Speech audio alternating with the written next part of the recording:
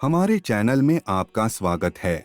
हमारे द्वारा बनाई गई वीडियो की स्टोरी इंटरनेट तथा हमारे ग्रंथों से ली गई है। हमारा उद्देश्य किसी धर्म या जाति को किसी प्रकार की ठेस पहुंचाना नहीं है। हम आशा करते हैं कि आपको हमारी वीडियो पसंद आएगी। अगर यह वीडियो अच्छी लगे तो कृपया हमारे वीडियो को लाइक तथा चैनल को सब्सक्राइब जरूर करें। क्या था भगवान राम के धनुष का नाम? क्या थी लंबाई? किस चीज से बना था? श्री राम की कथा जब भी चलती है और राम रावण का जिक्र होता है तो उनके धनुष कौशल का भी जिक्र होता है। कहा जाता है कि राम के पास जो धनुष था वो चमत्कारिक धनुष था। क्या आपको इसका नाम मालूम है और ये पता है कि ये किस तरह से बना था? राम और उनके 3 भाइयों को धनुष बाण के साथ अन्य शस्त्रों को चलाने की शिक्षा गुरु वशिष्ठ ने दी थी।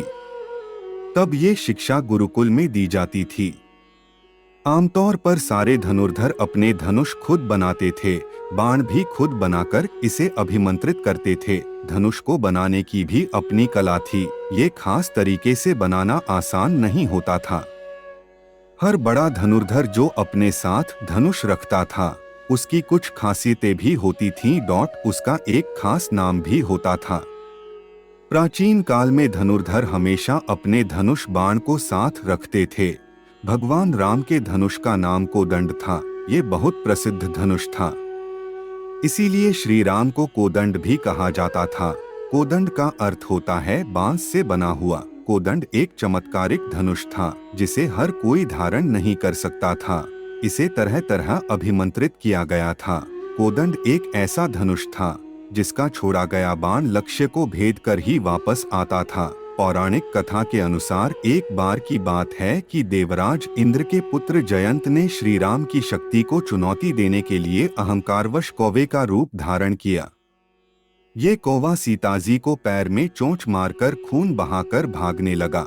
इसके बाद जब इस कौवे को मारने के लिए राम ने धनुष पर तीर चढ़कर छोड़ा तो इंद्र का बेटा जयंत डर गया।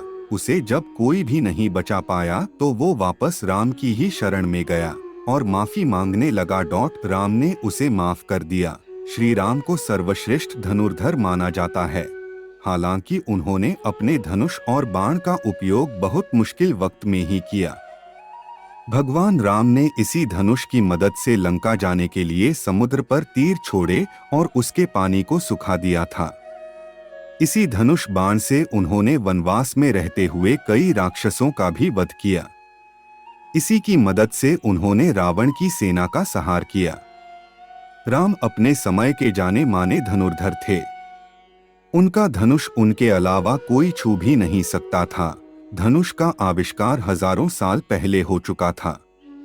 माना जाता है कि इसका आविष्कार पहले भारत में हुआ और फिर ईरान के रास्ते बाहर दूसरे देशों में गया। प्राचीन समय में सैन्य विज्ञान का नाम ही धनुर्वेद था, जिससे जाहिर होता है कि उन दिनों युद्ध में धनुष बाण का कितना महत्व था। ये माना जाता है कि अच्छा धनुर्धर 200 से 250 गज तक अपने धनुष से बाण चला सकता था। आमतौर पर धनुष लोहे, सींग या लकड़ी का बना होता है।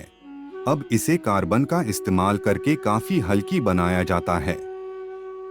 धनुष की डोरी बांस या अन्य वृक्षों के तंतुओं से बनी होती थी। लकड़ी के धनुष का दंड 6 फुट रखा जाता था। छोटे आकार का धनुष करीब 04.5 फुट का होता था। मूठ पर मोटे पदार्थ लपेटे जाते थे जिससे मजबूत और स्थिर रहे, पकड़ने में भी सहूलियत हो।